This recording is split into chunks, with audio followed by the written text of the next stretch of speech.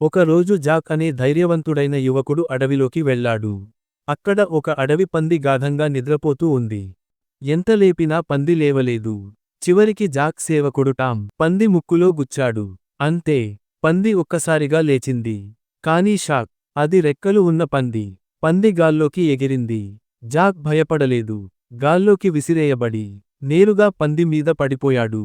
పంది అతనితో పాటు ఎగిరిపోతుండగా జాక్ తన తాడు తీసుకుని 360 డిగ్రీల్లో తిరుగుతూ పందిని గట్టిగా కట్టేశాడు. అలా జాక్ ప్రపంచంలో మొదటి పంది శిక్షకుడు అయ్యాడు. జాక్ తాడు లాగాడు. పంది కిందికి దిగింది. కింద పట్టణంలో జనాలు గుంపుగా ఉన్నారు. ఆకాశం నుంచి పెద్ద పంది పడుతుండటం చూసి అందరూ భయంతో పరుగులు పెట్టారు. చివరికి పంది ఆగిపోయింది. ఎవరికీ నష్టం లేదు. జాక్ మాత్రం హీరో అయిపోయాడు. ఒకరోజు ఒక మంత్రగత్తె మేరీ వచ్చి నదిని బాగుచేయడంలో సహాయం చేయి అని అడిగింది. కానీ గర్వంతో ఉన్న జాక్ ఆమెను ఎగతాళి చేశాడు. కొన్ని రోజుల తర్వాత జాక్ ఒక కోటలో ఉన్న భయంకరమైన దయ్యాన్ని చంపాలని వెళ్ళాడు.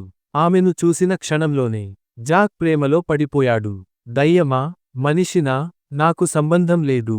కాని ఆమె ఆటలాడుతూ జాక్ చేతిని పట్టుకుంది.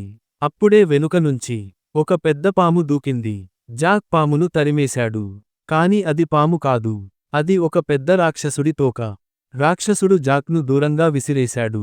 కాని జాక్ మళ్ళీ లేచి రాక్షసుడితో పోరాడాడు. అప్పుడే పాము విషం చిమ్మింది.